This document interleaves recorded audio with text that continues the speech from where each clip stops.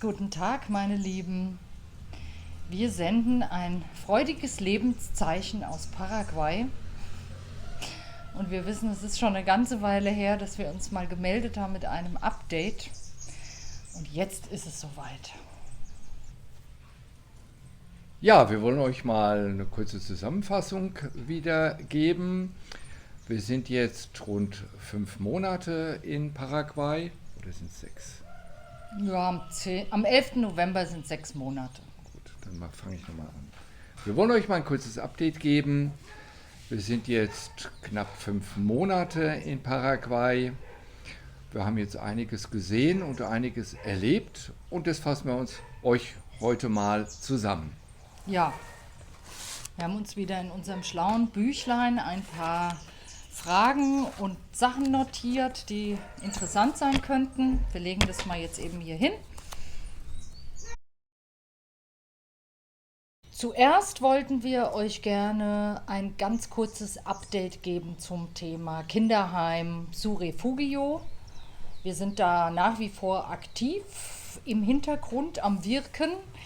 Wir möchten uns bedanken für die Spenden, die eingegangen sind. Vielen, vielen, vielen Dank. Wir haben tatsächlich schon ein bisschen was umsetzen können mit den Spenden. No, und einiges. Genau. Und was wir umgesetzt haben, das erzählt euch jetzt kurz der Annam. Ja, wir haben das Glück gehabt, einen Servicetechniker hier für die Sache zu gewinnen. Der hat jetzt eine Woche lang im Su Refugio gearbeitet, speziell in der Küche, und hat dort sämtliche Kühlschränke, sämtliche Gas- und sämtliche Elektroherde repariert für eine Gesamtsumme von 100 Euro. Wir sind super glücklich und noch glücklicher ist das Kinderheim, denn die können jetzt wieder die Küche voll und ganz betreiben. Und jetzt sind wir wieder hier heute mit einem Mechaniker, mit Patrick, mit Alexandra, mit Belen und besprechen jetzt hier in der Küche, was man alles erstmal kostengünstig reparieren kann, statt es neu zu kaufen. Und mit dem Geld kann man immerhin, da Dienstleistungen günstiger hier sind, kann man schon mal einiges reparieren. Die Türe ist noch vom Auto.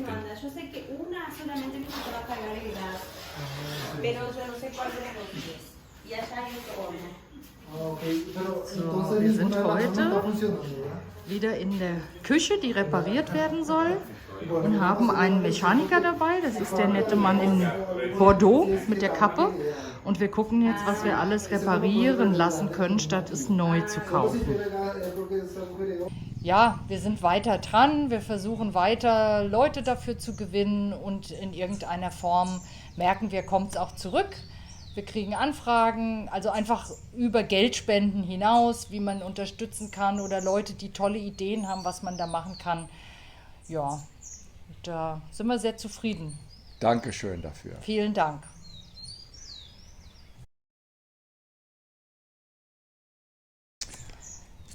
Ja, was euch womöglich auch interessiert, wie es uns geht.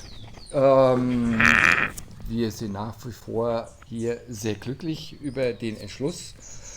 Und bei uns war das ja so, wir waren vorher nie in dem Land. Das war praktisch eine komplette Überraschungsreise, Container gepackt, alle Verträge aufgelöst, was doch länger gedauert hat, als wir dachten. Aber ich denke, wir haben da jetzt alles durch. Vor allen Dingen die Nachwirkungen, die man dann hier noch hat, wenn da noch E-Mails eintrudeln und Rechnungen und irgendwas, was man vergessen hat. Und dann ist man hier eigentlich schon so, ja, wir sind frei. Ja, da kommen noch so ein paar kleine Nachwehen, aber das lässt immer mehr nach. Und das Tolle ist eben, hier in Paraguay gibt es keine Post und keine Briefkästen. Also das ist schon eine sehr, sehr, sehr entspannte Lebensweise hier. Ja, da sind wir nach wie vor, glaube ich, sehr glücklich drüber. Ne? Das war für uns ja schon, als wir losgedüst sind, haben wir gesagt, es gibt keine Briefkästen in Paraguay. Mega. Ja, und doch bekommt man hier alles. Ja. Man bekommt halt nur wenig Post.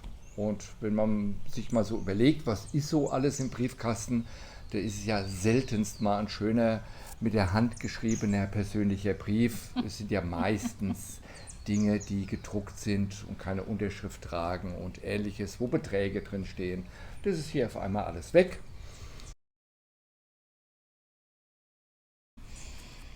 Ja, dann haben wir schon mal ein Stück die Überleitung zum Haus, zum Projekt. Da werden wir euch ein bisschen was drüber erzählen.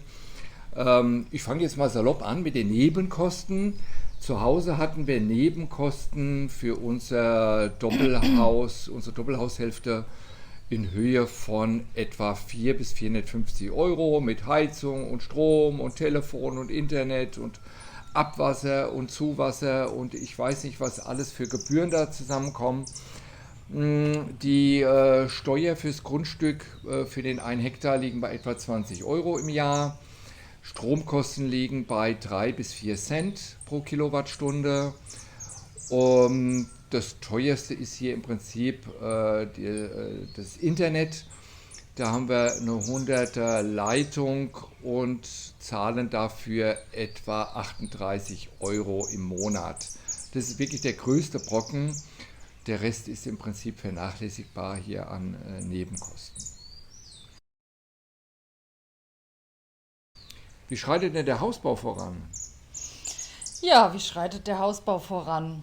Also ich werde das mit ein paar Bildern unterlegen, dass man so ein bisschen schauen kann. Dann hat man nicht immer nur so ein Hausbauvideo. Wir haben uns relativ spontan noch entschieden, ein kleines Ferienhäuschen parallel zu bauen. Das hatte so 2 Gründe. Einmal, dass es natürlich toll ist, wenn wir Besuch haben, dass wir da eine Unterkunft haben für unsere Gäste. Auch, weil die Nachfrage nach Unterkünften gerade hier immens ist, Ja. hat es auch noch einen Vorteil, ne, dass wir im Grunde sagen können, okay, wir können ein Häuschen vermieten. Es kommen wirklich immer mehr und immer mehr deutsche Familien Ja. oder auch österreichische Familien ins Land. Das ist der Wahnsinn. Und der dritte Grund war, dass wir einfach früher auf dem Gelände sein können, dass wir dann entspannt abwarten können, bis das Haupthaus, also unser eigentliches Haus, fertig ist, aber einfach schon da sind. Wir sind wieder auf unserer Baustelle. Inzwischen muss man ja sagen Baustellen. Und hier sind Steine angeliefert worden. Und ich glaube, irgendwie kommt er nicht so richtig zurück, der LKW. Naja, mal sehen, was hier noch passiert. Ja, und hier sieht man unser Ferienhäuschen, unser zukünftiges. Da freuen wir uns natürlich besonders drauf, dass wir relativ bald da sein können. Hola! Und hier darf ich euch noch was ganz Besonderes zeigen. Erstmal natürlich bei Annam die Nala, unser zweites Hundi im Bunde. Und wir stehen hier an unserem zweiten Bauobjekt. Wir haben uns jetzt relativ spontan entschieden, ein kleines Ferienhäuschen zu bauen. Ja, und es ging rapide schnell. Wir haben uns entschlossen, wir haben einen Entwurf gemacht, wir haben den Entwurf überarbeiten lassen von unserem Architekten, der uns exzellent betreut. Und der Hausbau, Gästehaus, hat begonnen vor rund 2 Wochen. Und es ist erstaunlich, wie schnell das geht. Es wächst. Hier entsteht das erste kleine Mäuerchen.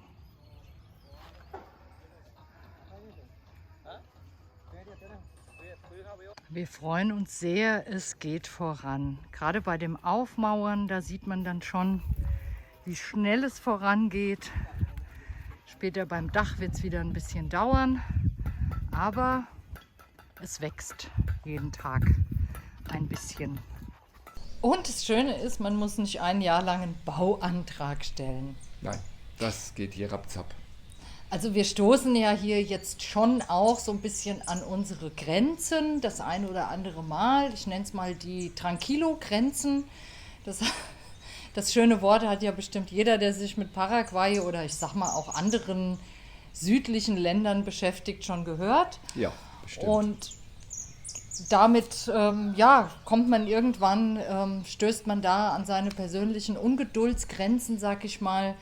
Die sind aber relativ, weil ich sage ja, in Deutschland wartet man dann auf einen Bauantrag ein Jahr lang, hier fängt man innerhalb von 2 Wochen an zu bauen. Aber trotzdem gibt es so die ein oder andere Geduldsübung. Eigenheit des Landes. Das sind so kleine Hürden, die haben etwas zu tun mit der Lebensart der Paraguayer, die wir sehr, sehr schätzen. Aber da müssen wir uns einfach auch ein bisschen eingrooven und das sind Hürden, die sind machbar. Was wird geschnitten? Wenn du sowas reinmachst. Kommt nicht ins Video. Das kommt nicht ins Video. Das verleitet mich ja schon wieder. Ja, ich sehe, dass deine Stimmung exponentiell steigt. Also die Deutschen oder die Deutschsprachigen sind hier sehr gut vernetzt. Wir bekommen hier relativ rasch, haben wir uns ein soziales Umfeld aufgebaut, fühlen uns hier sehr wohl. Man hilft sich, man unterstützt sich gegenseitig. Das ist wirklich eine sehr, sehr große Hilfe. Ich nehme gerade Spanischunterricht. Wir haben also hier eine professionelle Spanischlehrerin, die macht es auch ganz herausragend, die Jutta. Sabine spricht schon ein bisschen Spanisch, die hat es damals schon bei Lufthansa einige Kurse besucht, die ist mir da einiges voraus. Den Rest macht der Google-Übersetzer. Also so zum Thema Sprache, wir kennen jetzt wirklich Leute hier von bis mit guten Sprachkenntnissen, macht es natürlich wesentlich leichter, ist klar. Und wir brauchen durchaus auch an manchen Ecken und Enden einen Übersetzer oder haben zum Beispiel die Alexandra hier, unsere Vermieterin. Da können wir dann mal hingehen und sagen, Alexandra, kannst du für uns da mal anrufen? Bei einem Amt, beim Notar oder Ähnliches. Das Schwierige ist ja immer die Antworten. Ne? Die Fragen kann man noch formulieren, aber wenn dann so eine lange Antwort zurückkommt, dann wird es halt schwierig. Ja. Aber das geht schon alles und es gibt Leute, die sprechen gar kein Spanisch, die kommen auch durch. Geht auch. Ich habe letztens mein Auto abgegeben in der Werkstatt für eine Inspektion und für ein paar kleine Reparaturen und konnte mich auch verständigen. Also das funktioniert und die Paraguayer sind sehr geduldig und freuen sich eigentlich, wenn man mit ihnen in Kontakt tritt.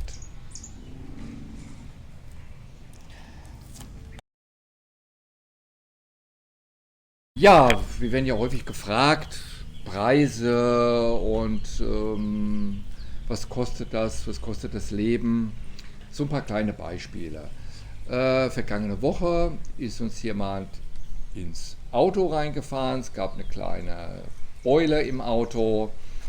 Vor allen Dingen aber Kratzer, ne? Ja, winzige Beule, kleine Kratzer.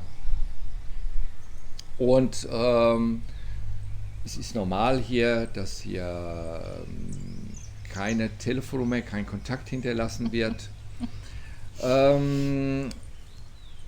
So einen Kotflügel zu lackieren und auszubeulen, den Fall hatten wir hier auch schon mal. Da habe ich bezahlt 60 € und das war eine Tipptopp-Arbeit. Also sind wir selber gegen eine Mauer gefahren. Ja, das wird aber jetzt rausgeschnitten. Das wird nicht gefilmt, nicht übertragen. Ja, also die Werkstattkosten, ich lasse jetzt gerade beim Sorento eine komplette Inspektion machen mit Getriebeöl, Differentialöl, Motoröl und so weiter und so weiter. Das kostet mich etwa 1 Million Guarani, das sind keine 130 €. Also das ist alles hier gut bezahlbar und die Werkstattkosten sind hier also bedeutend geringer. Was wir jetzt gestern, haben wir uns das mal so durchgerechnet, ne? Da haben wir eine Freundin getroffen, die hat gerade einen Mietwagen. Mietwagenpreise sind jetzt nicht ganz günstig, also die zahlt 900 € umgerechnet pro Monat. Das ist normal. Das ist normal, also ist nicht besonders teuer, aber wenn man jetzt doch plant, dass man wirklich auch bleibt oder länger bleibt, mehrere Monate, kann man wirklich schon auch drüber nachdenken, sich lieber ein Auto zu kaufen und es dann einfach auch wieder zu verkaufen. Das geht auch mit Personalausweis oder Reisepass. Und lohnt sich dann wahrscheinlich eher, ne?